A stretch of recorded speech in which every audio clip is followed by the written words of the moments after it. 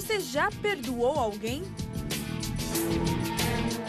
Perdão é o processo de cessar um sentimento de raiva ou ressentimento contra alguém ou contra si mesmo. O perdão é o esquecimento por completo das ofensas e vem do coração. Mas será que as pessoas sabem perdoar? Olha, depende do erro, porque a mágoa, acho que não há perdão quando há mágoa, né? Você é uma pessoa fácil de perdoar? Não, não sou. É uma vez só também.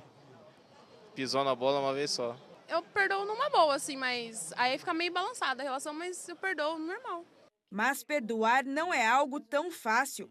O psicólogo comportamental explica porque esta tarefa é difícil e dolorosa. Porque está associado a um centro emocional no nosso cérebro, né? Toda vez que alguém agride a gente ou cria uma condição de injustiça com a gente, isso cria um sentimento de raiva em relação ao acontecimento, em relação àquela pessoa, né? Então, para você alterar essa condição emocional, acaba sendo muito difícil, né? Quando é uma coisa só racional, a gente consegue esquecer. Quando envolve um centro de emoção, fica muito mais difícil. Para algumas pessoas, existem coisas que não dá para perdoar. Traição. Acho que a traição é uma coisa que você até perdoa, mas aquilo lá fica. Quebrado o cristal, acho que não junta mais, né? Meu primeiro casamento acabou por causa disso, por causa da traição. A gente fala que perdoa, mas no fundo não perdoa. Você vai levando, vai passando, mas não é fácil. Se for um amor verdadeiro, a gente perdoa, mas dependendo qual a situação. Na verdade, a traição, aí não tem jeito. Segundo Reginaldo, as pessoas mais amorosas são mais fáceis para perdoar, já as que têm dificuldades podem desenvolver problemas mais sérios. Tendem a ter menos vínculos afetivos, mais dificuldade de se envolver socialmente, afetivamente com as pessoas. Então, nesse sentido, diminui a autoestima delas, aumenta transtornos depressivos, aumenta a ansiedade, né? Aumenta comportamentos agressivos. Perdão é uma prática e para o psicólogo existem estratégias para aprender a perdoar. Uma delas é desenvolver a habilidade de se colocar no lugar do outro, desenvolver um repertório também chamado repertório assertivo, ou seja, para a gente aprender a perdoar, a gente tem que aprender a se comunicar bem com as pessoas, se comunicar de forma sensata, racional, sem ofender o outro, ou seja, expor ideias, expor sentimentos, sem ofender o outro. Eu acho que o perdão é o amor. Não tem coisa melhor do que o amor. Se Deus perdoa, já pensou, nós estamos sempre errando todos os dias, todos os dias. Boa noite. É uma alegria poder encontrar com você aqui em mais uma Madrugada de Bênçãos. Eu sou o Padre Heitor de Menezes, sou lá do Santuário do Imaculado Coração de Maria de Pouso Alegre e estou aqui para juntos hoje, nessa madrugada, refletirmos sobre este tema tão complexo que é o perdão. E hoje ele vai mais além. Você já perdoou uma traição? Você perdoaria uma traição? Como isso acontece na sua vida? É bom pensarmos, porque o perdão é um exercício cotidiano. E a traição ou as traições, elas são também cotidianas. A cada instante nós nos deparamos com vários tipos de traições. E quando a gente fala, o que é uma traição? O que é que vem à cabeça? A princípio, nós podemos ligar traição apenas a relacionamento amoroso, homem e mulher, casal. Mas as traições, ela vai muito além. Todo relacionamento, qualquer relacionamento que nós estabeleçamos, está passível de uma traição. E o que é a traição? A traição é quando nós nos colocamos diante do outro com confiança, apostando, colocando uma expectativa e de modo ruim e de modo muito ludibriado, eles traem a nossa confiança com plena maldade. Então, quando há este afeto ferido, a pessoa ela é traída. Então, um fato que acontece muito comum é a traição. Por quê? Porque nos relacionamentos humanos isso está passível de acontecer. Então, você já foi traído? Você já traiu alguém? E o que você diz? Você perdoaria uma traição? Você já foi perdoado por alguma traição que você fez? O ato de perdoar é o remédio básico para qualquer tipo de ofensa. Nós podemos perceber isso no Evangelho. A literatura do Evangelho de hoje traz o seguinte, Evangelho de Lucas 9. Num dia em que ele estava a orar a sós com os discípulos, perguntou-lhes: quem dizem que eu sou? Responderam-lhe: uns dizem que é João Batista, outros Elias, outros pensam que ressuscitou alguns dos antigos profetas. Perguntou-lhe então: e vós, o que dizeis que eu sou? Pedro respondeu: o Cristo de Deus. Ordenou-lhe energicamente que não dissessem a ninguém. E acrescentou: é necessário que o Filho do Homem padeça muitas coisas, seja rejeitado pelos anciãos, pelos príncipes dos sacerdotes e pelos escribas. É necessário que seja levado à morte e que ressuscite ao terceiro dia. Jesus pergunta àqueles para quem chamou para junto de si, os 12. O que dizem que eu sou? E eles explanam o pensamento da população a respeito de Jesus, do grande grupo. Mas Jesus, ele vai mais além, ele quer saber na particularidade. Mas e vocês que estão aqui comigo, vivenciando dia a dia, estando a cada momento comigo, o que você diz que eu sou? Pedro automaticamente responde: tu és o Messias, o Filho de Deus. Grande revelação, grande profissão de fé. Para alguém chegar ao reconhecimento do Cristo neste nível, só pode ter feito uma experiência profunda com o Senhor. Não nos esqueçamos que este mesmo Pedro que diz: tu és o Messias, o Filho do Deus vivo, foi o mesmo que negou Jesus 3 vezes no caminho do Calvário. Meus irmãos, aí temos uma clara forma de traição. Talvez esta seja a mais clássica que nós podemos dizer. E por que não puxar também aqui o gancho para vermos em Judas? 2 apóstolos, Pedro e Judas. Um era o homem de confiança do Senhor, que tomava conta da bolsa econômica, do caixa do grupo. Ora, se este homem tinha a economia em suas mãos, era porque o mestre confiava nele. O outro foi convocado para ser o chefe da igreja. Tu és Pedro, e sobre esta pedra edificarei a minha igreja.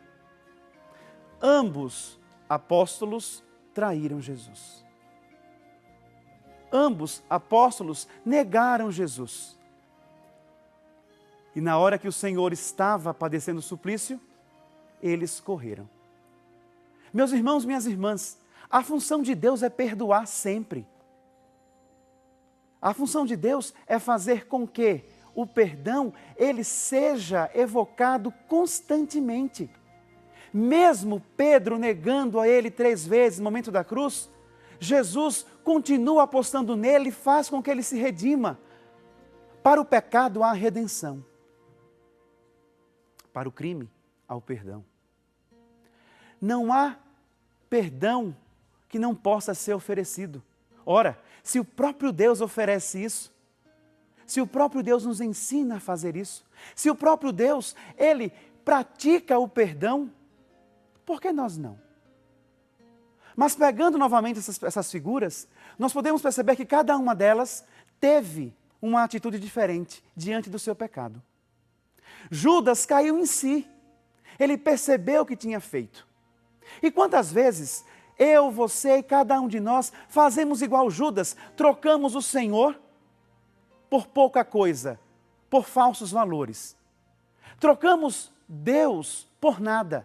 Trocamos um tudo, a grandiosidade, por uma pequena merreca. E quando eu falo trocamos Deus, é quando nós traímos os nossos irmãos, quando nós deixamos de amá-los, quando nós não praticamos a caridade necessária. E aí nós vamos trocando Deus que vive no outro por pseudos valores que não são valores do Evangelho. Judas caiu em si, se percebeu falho, porém não teve a estrutura de mergulhar na misericórdia. Decidiu suicidar-se. Ao contrário de Pedro, que chorando amargamente, cai em si, experimenta a misericórdia e lança-se, retoma, converte. Vai ser o chefe da igreja. A igreja de Cristo, que é fundada sobre o alicerce petrino. Meus irmãos, minhas irmãs, somos santos e pecadores. Somos santos porque em nós habita Deus, porque a nossa essência ela é divina. Não nos esqueçamos, fomos criados à imagem e semelhança de Deus. E se isso é verdadeiro, como nos fala a Sagrada Escritura, em nós habita o próprio Deus. Porém, a nossa falha, a nossa humanidade corroída pelo nosso pecado, faz com que nós vamos colocando capas sobre esta essência e vamos maculando essa beleza de Deus que habita em nós. E aí nós temos a tendência de reproduzir no mundo erros ou fatos que fizeram conosco. Quantas vezes você guardou rancor aí dentro e disse, eu não perdoo nunca? Quantas vezes você, para se proteger da traição que sofreu, você repetiu outra traição? É o orgulho ferido que leva a isso. Nós vimos no VT, o conceito de perdão é perdoar, é esquecer tudo. Ora, se nós estamos perdoando e esquecendo todo o mal que nos fizeram, isso faz com que o nosso conceito de justiça também se acenda dentro de nós. Um conceito de justiça que não é a justiça de Deus, mas a justiça que nós estamos habituados a escutar, aquela que diz olho por olho, dente por dente. Então, perdoar, se formos levados a esse ponto, significa perder. Porque eu perdoando, eu esqueço o mal que me fizeram.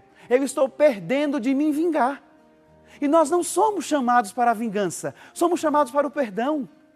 Somos chamados para a misericórdia. Somos chamados para o resgate. Somos chamados para viver a plenitude do amor.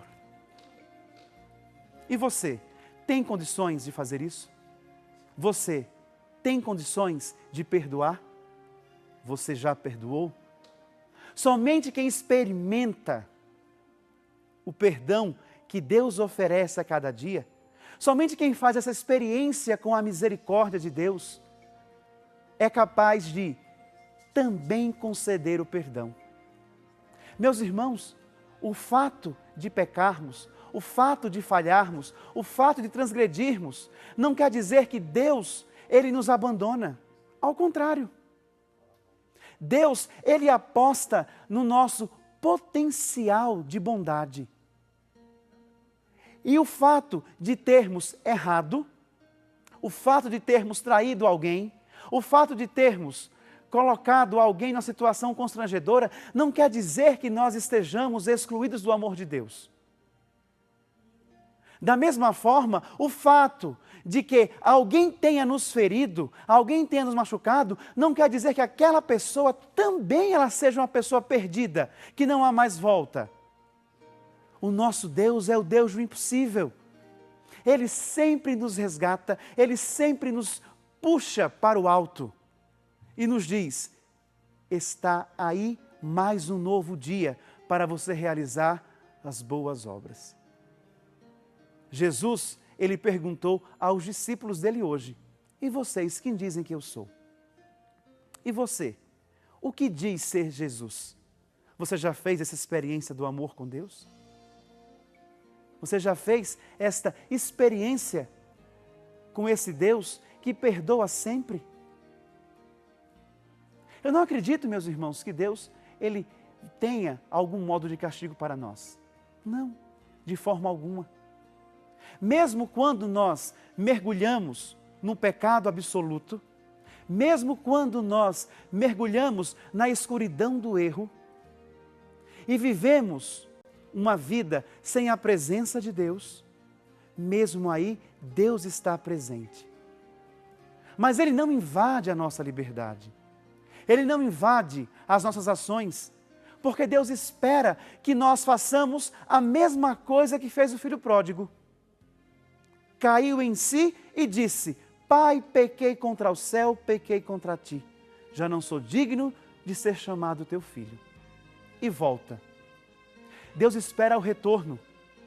E nesse retorno não há castigo. Nesse retorno há festa. Deus faz festa com a nossa volta. Deus faz festa com a nossa mudança. Deus nos dá dignidade, nos dá túnica nova, nos dá sandália nos pés, nos dá anel nos dedos, para que nós possamos participar da sua vida, participar do seu banquete, porque nós somos amados por Ele. Percebamos que a parábola do filho pródigo, ela não apresenta julgamento. Deus não julga. Se o filho que deixou o convívio amoroso do pai, ele sofreu a consequência de passar fome, de não ter nada, de estar sofrendo, isso daí foi devido às escolhas que ele fez. Nós também sofremos as consequências das nossas escolhas. Nós também sofremos as consequências dos atos que realizamos. Porém, não é culpa de Deus. Temos que bater no peito e dizer: é minha culpa, minha tão grande culpa. E aí nós vamos perceber que mesmo quando nós nos ferimos, Deus nos carrega nos seus braços.